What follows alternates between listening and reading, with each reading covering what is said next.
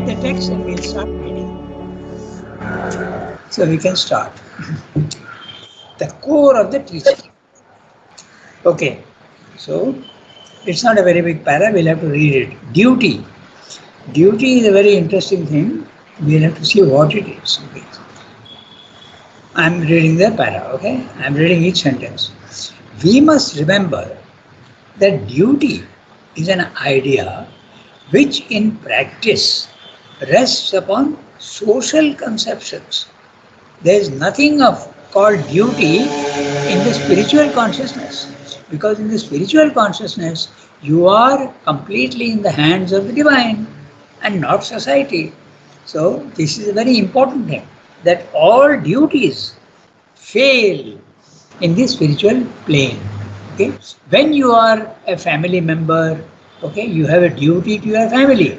It is also not at all very uncommon for some children, when their parents are not very well to do, when the elder boy or girl has younger children, in the younger brothers and sisters, they sacrifice their own development and start earning so that the others can also go to school.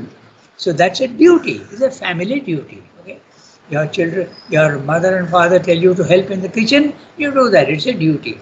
You're told to go and get things in the market, you do that, it's your duty, family duty. The parents also have a duty to the children, the children have a duty to the parents.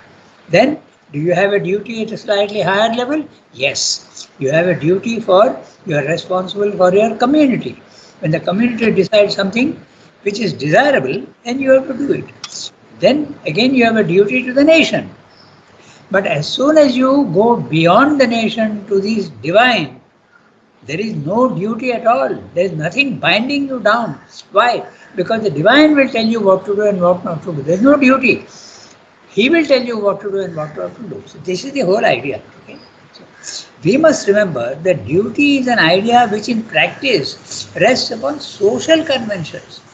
These are all social conventions, not at all anything spiritual.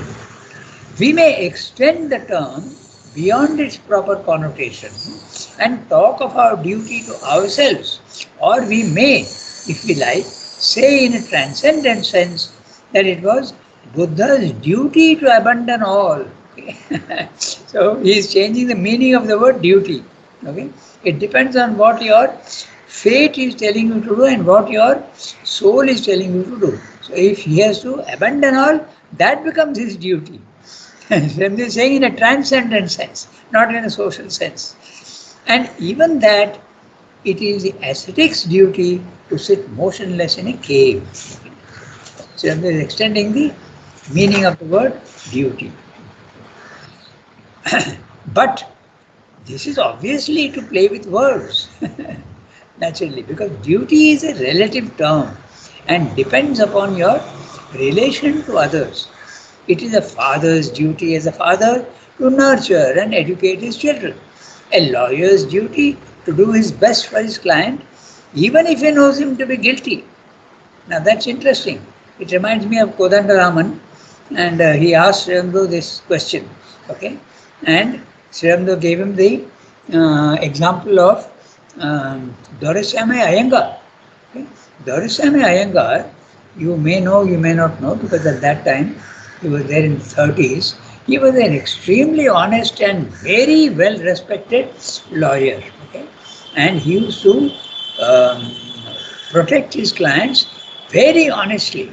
He never undertook wrong cases. So Kodandaraman was a man who was in the ashram in the 1930s. There's a small book also on him. And he asked Sri Aurobindo, what should a lawyer do? Suppose you know your client to be guilty, what should you do? So Sri Aurobindo answered to him, okay, that you have to do the best for your client. You have to do the best, even if you know that he is guilty, okay, but you have to honestly defend him. And he gave the example of Doraiswamy Iyengar. Doraiswamy Iyengar was the gentleman who bought, he was a devotee of Mother and Sri Aurobindo. He bought the The ashram main building has got 4 buildings. It was one by one, they were all bought. Okay, so the first was the library building, that is the main gate, and the one on top, and the reception room.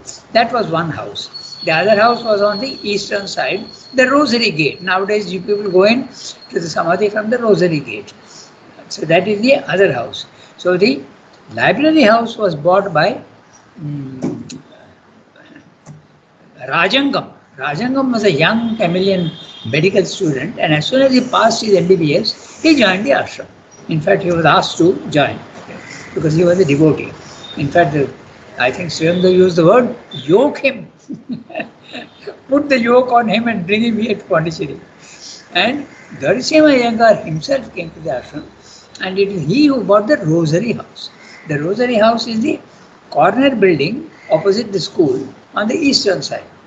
Then the meditation hall, that was bought by Dara. Dara was a Muslim devotee, and that was bought by him. And the last one is what is called the Prosperity House. So these 4 houses, okay, were all one by one. So Dorisame I mentioned because Dorisami was a great devotee, and Sri Aurobindo sent Dorisami when the Cripps mission came to India in 1942 to convince India that we will give you freedom, but you please support us in the war. The Congress was not supporting the war. No? They were saying, we are ourselves fighting for our freedom. Why should we fight for your freedom? Who are your master? So the Congress party was not supporting. The Indian army was another matter. The Indian army was not under the control of the Congress. The Indian army was made up of people who needed a job. That's why there were 1 million soldiers. The main British army in the Second World War was Indian. Okay? And that is not acknowledged sufficiently by the West. They are not grateful enough for that. Anyway, so that question has come up now, and we are insisting that that be recognized. They are beginning to recognize the contribution of India. So, Dorisami was sent to convince Gandhi and Nehru and Vallabhbhai Patel that the Cripps mission offering dominion status to India was good, because dominion status means you will become free, but you will be linked to Britain. That was the idea, and Sri Aurobindo accepted it. He saw it as a very good opportunity to avoid partition. Okay? So he said that, but nobody listened to him. In fact, Gandhi, it's interesting the way Gandhi used it. He said, it's a post-dated check on a crashing bank. In other words, you are giving me a check which is dated 1 month or 2 months or 1 year afterwards, and what is it?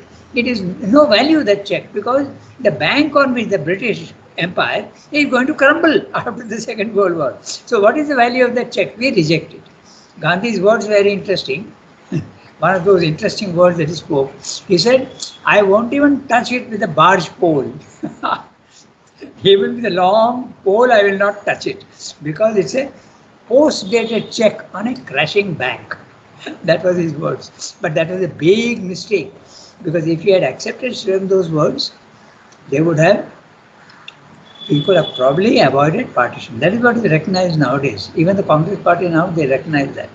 So what happened? It led to a partition and all. So when he came back, Dorisami told, I tried to convince the Congress leaders, he told Sri Aurobindo, but they didn't listen. And Sri Aurobindo said in the evening talks, I knew it would fail. He said, I knew it would fail. Then they asked him, if you knew that it would fail, why the hell did you accept it?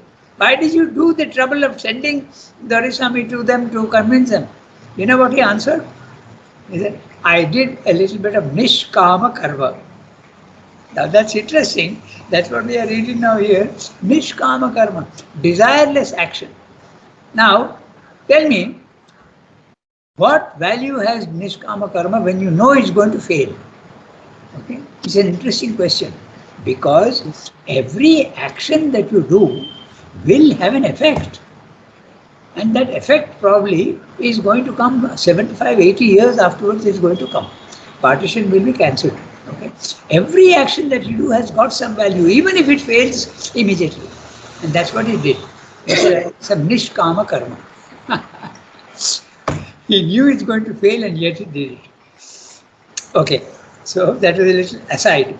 These little incidents are interesting because some of you may not know these things. Okay, so I mentioned it.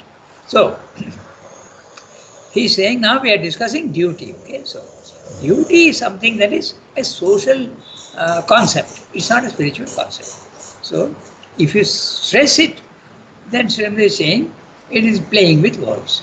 It is ascet's duty to go into the forest. It is Buddha's duty to leave his family. You are playing with words. That's what Srimad is saying. It's a father's duty as a father to nurture his children. The lawyer's duty to his best. That's why I went into that lawyer business. And even if he knows to be guilty and his defense to be a lie, a soldier's to fight and shoot and to order, even if he kills his own kin and countrymen. A judge's to send the guilty to prison and hang the murderer. And so long as these positions are accepted, sometimes they are not accepted in society. I'll give you an example. The duty remains clear, a practical matter of course, even when it is not a point of honor or affection, or overrides the absolute religious or moral law. Now, let's have a look at all this. So, first of all, even if it is not a point of honor, okay? Point of honor, question, if you are in the army, you have to do your duty. Okay? Or affection in the family. Overrides the absolute or even your religion. If it is something that goes contrary to religion, you are in a position to not accept it if you are in a spiritual consciousness. Now, so long as these positions are accepted, that means you accept the social conditions. The duty remains clear. It's a practical matter. Of course, even when it is not a point of honor. Now, the question is, he's saying, if you accept these positions, today's world, you don't accept these positions. Because in the past, if their country says there is conscription, conscription means those countries who have got very small population, they train everybody, 2 years of military service, even compulsory for students. France, England, okay. I don't think it's there in America because they've got a lot of population. In fact, they use mercenaries for their army. They contract to professionals. So in most of the European countries have conscription. In India, we don't have conscription because we've got a huge number of people who apply for the army. So today in America, they accept that if your conscience is not allowing you to go to war, you have the right not to listen to your nation or your government. Okay, so, but if you are, is saying, if you accept the position, then duty becomes a necessity.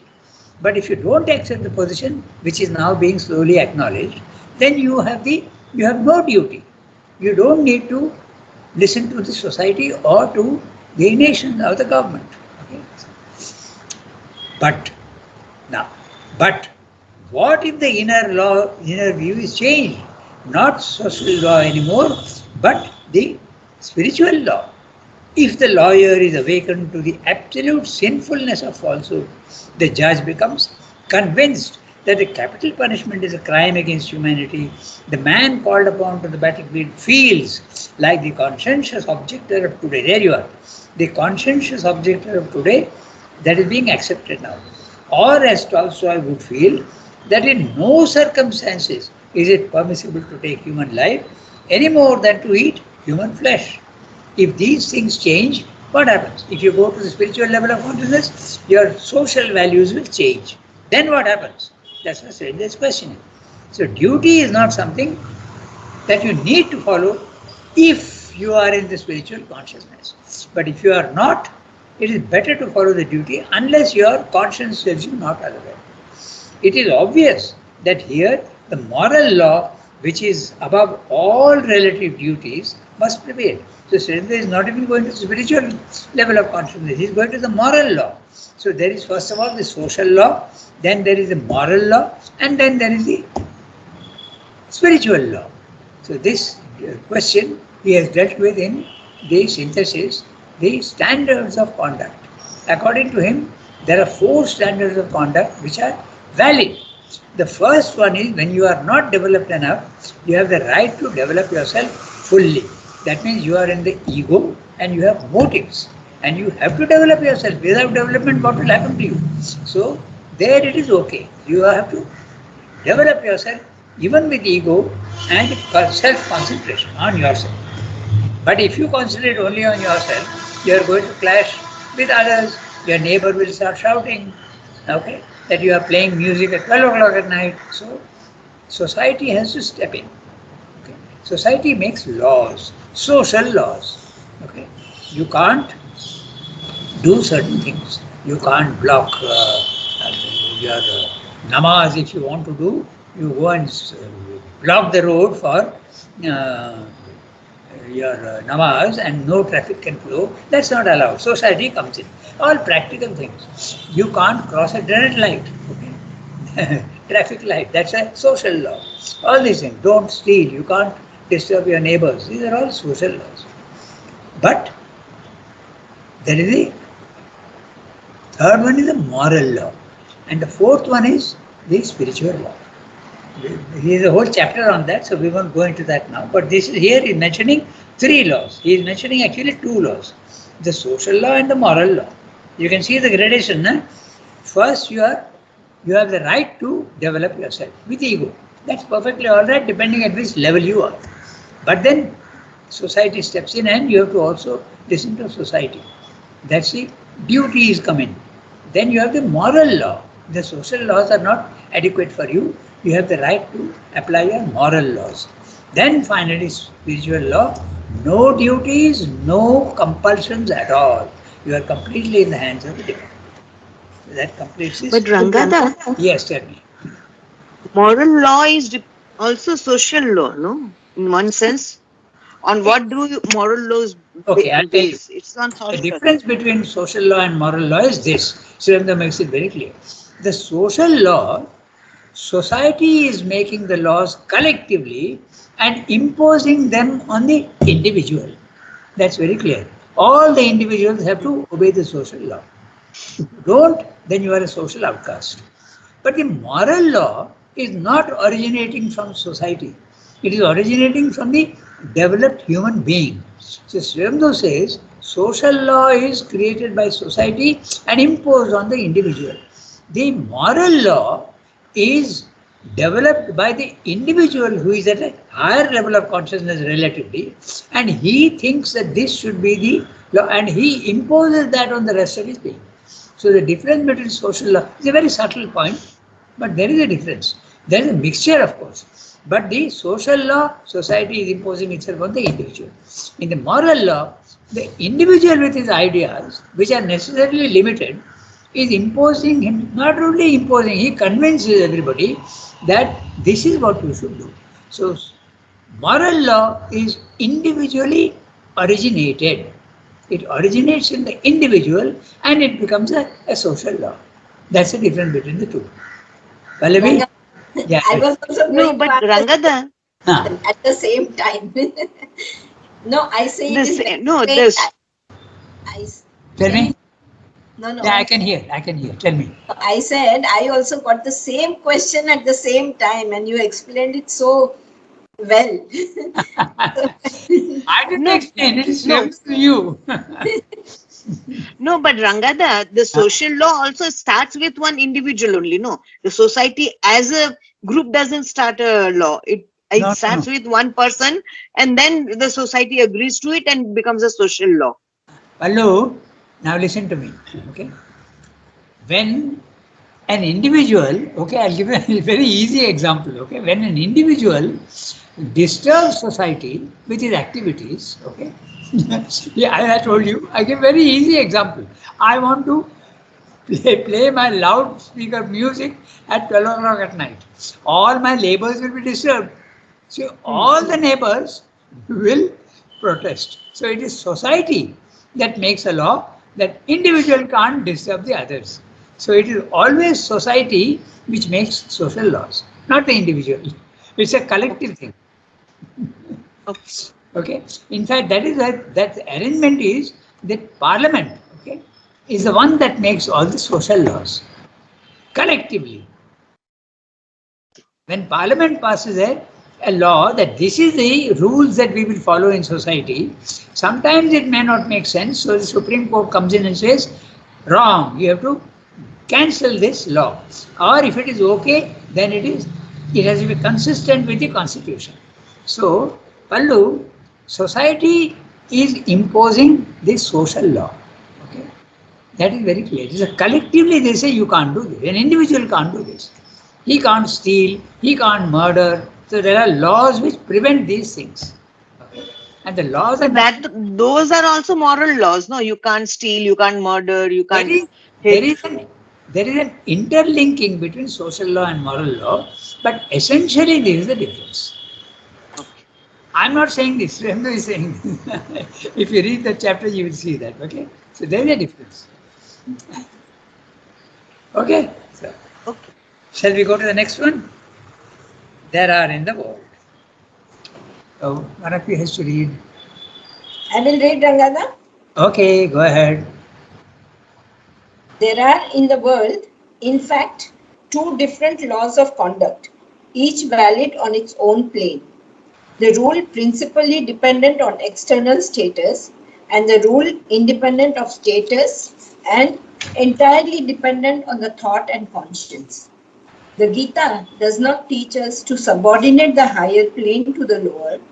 It does not ask the awakened moral consciousness to slay itself on the altar of duty as a sacrifice and victim to the law of the social status. It calls us higher and not lower. From the conflict of the two planes, it bids us ascend to a supreme poise above the mainly practical, above the purely ethical, to the Brahmic consciousness. It replaces the conception of social duty by a divine obligation. The subjection to external law gives place to a certain principle of inner self-determination of action, proceeding by the soul's freedom from the tangled law of works. And this, as we shall see, the Brahmic consciousness, the soul's freedom from works and the determination of works in the nature by the Lord within and above us, is the kernel of the Gita's teaching with regard to action.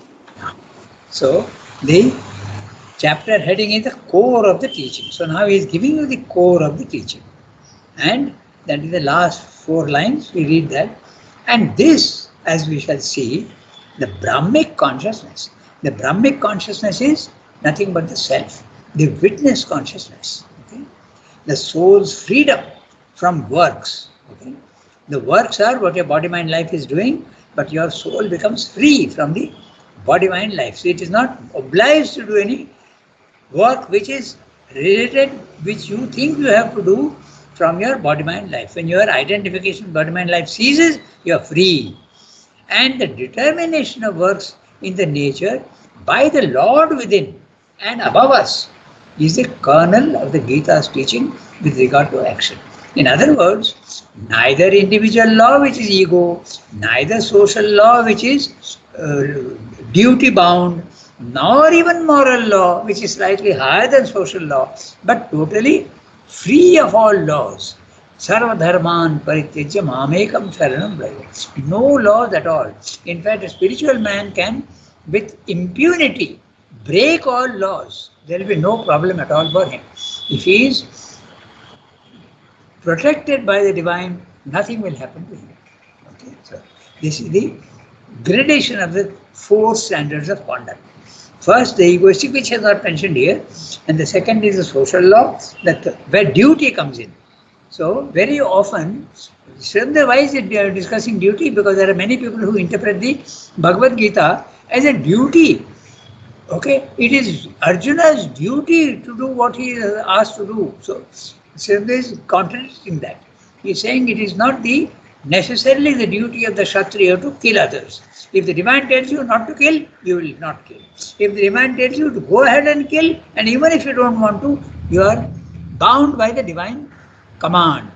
That's what Srila is explaining. So in other words, the Gita is telling you, identify yourself consciously, not with the body, mind, life, but with the divine guidance. That is the kernel of the Gita's teaching. That's all. Go beyond all laws and identify yourself and become an obedient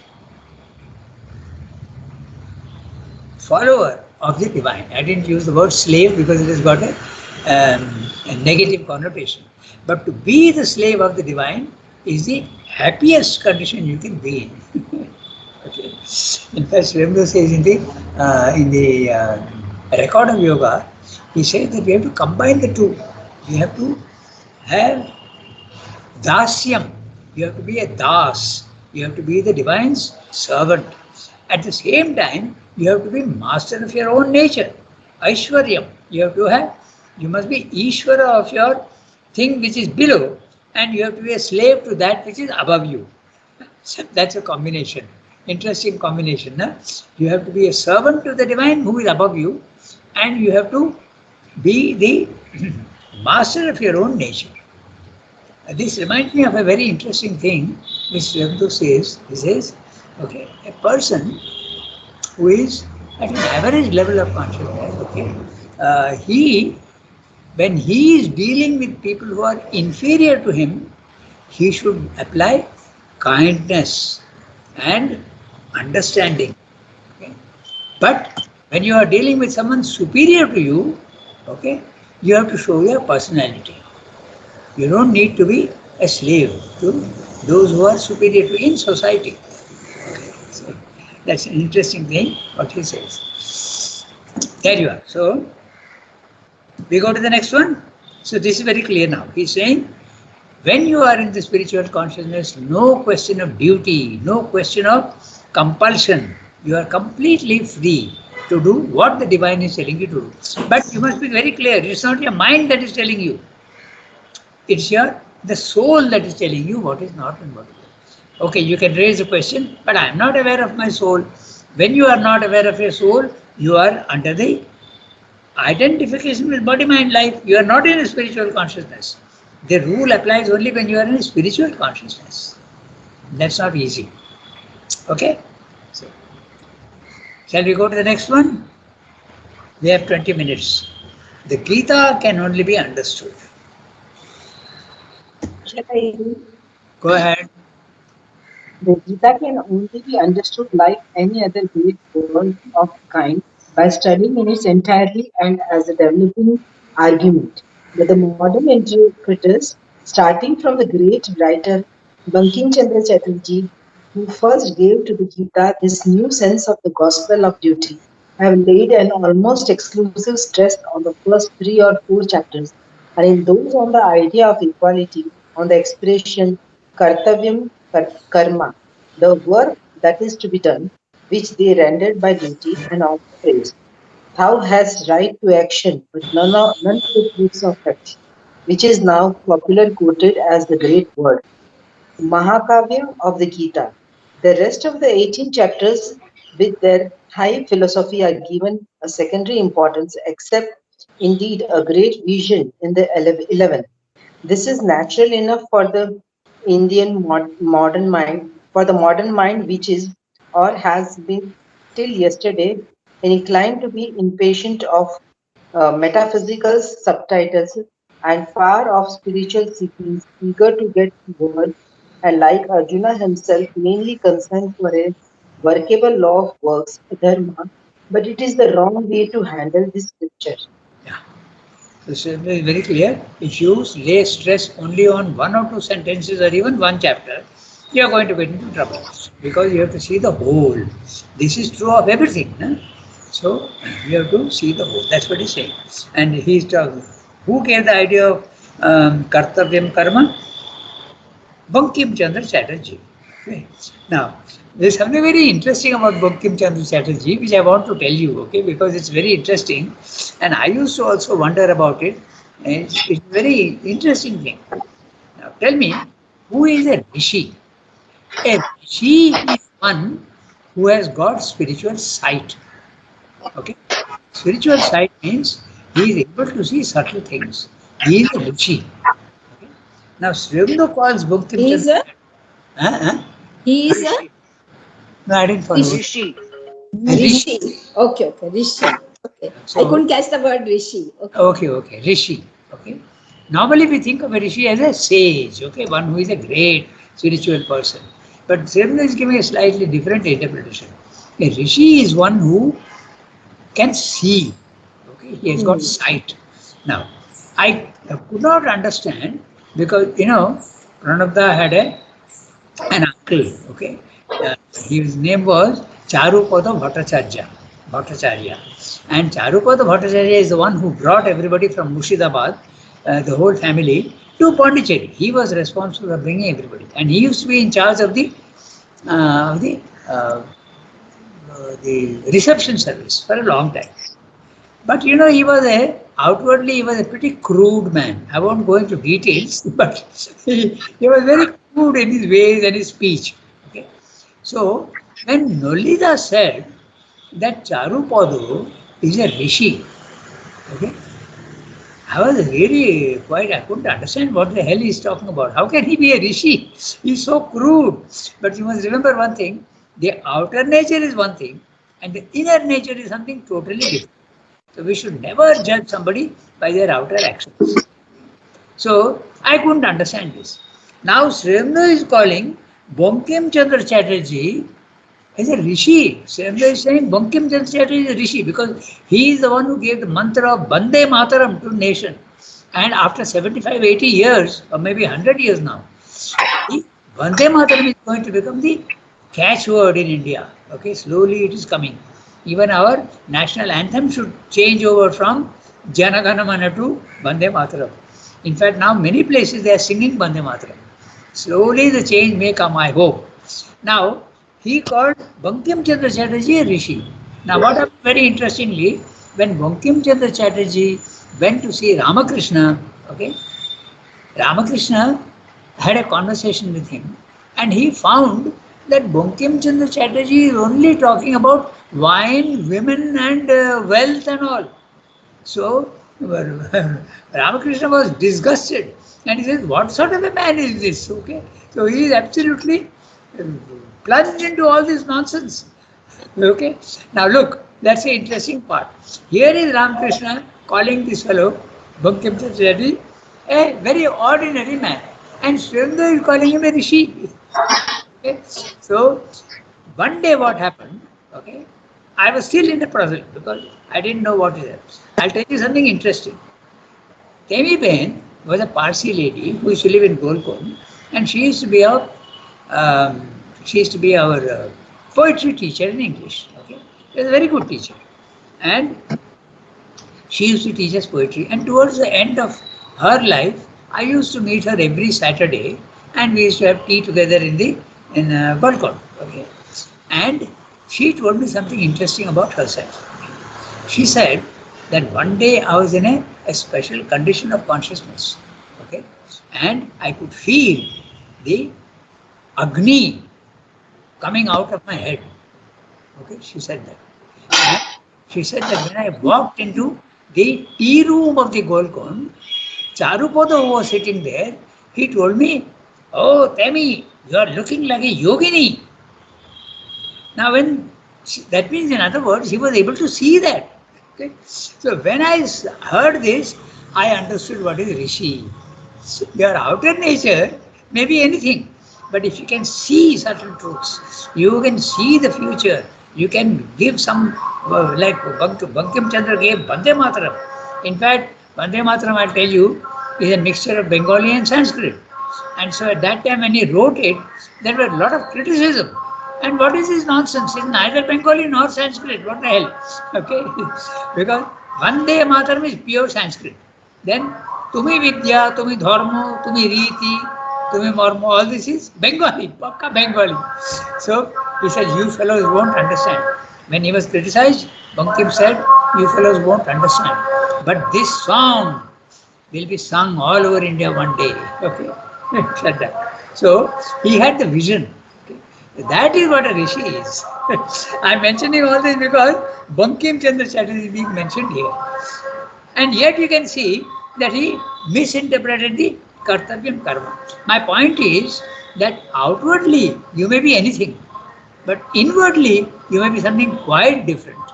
So the moral is never judge anybody externally. Okay, it's an interesting thing. I go into all these small incidents because it can enlarge your way of looking at things. Okay. So, now I come back to the. We got 10 minutes. I come back to the paragraph that we have just read. The Gita can only be understood like any other great work of the kind by studying it in its entirety and as a developing argument. But the modern interpreters, starting from the great writer Bankim Chandra Chatterjee, who first gave to the Gita this new sense of a gospel of duty, have laid an almost exclusive stress on the first 3 or 4 chapters, and in those on the idea of equality, on the expression kartavyam karma. Karma is action, and kartavyam that which you should do. So, action which you should do obviously is duty. The work that is to be done, which they render by duty. And on the phrase, thou hast a right to action, thou hast a right to action, but none to the fruits of action. Karmanyevadhikaraste ma phaleshu kadachana. So you have the right to action. So that's being misinterpreted as duty. Okay. Which is now popularly quoted as a great word, Mahavakya of the Gita. The rest of the 18 chapters with their high philosophy are given a secondary importance, except indeed the great vision in the 11th. The 11th chapter in the Gita is the one where Arjuna is made to see the divine in his universal aspect and as a destroyer. He has to see the destroyer because then he knows that that also is part of the divine action. So he is given the Divya Chakshu and he is asked to see the reality of the universe and the divine action in the physical world. Okay, so that is the 11th chapter.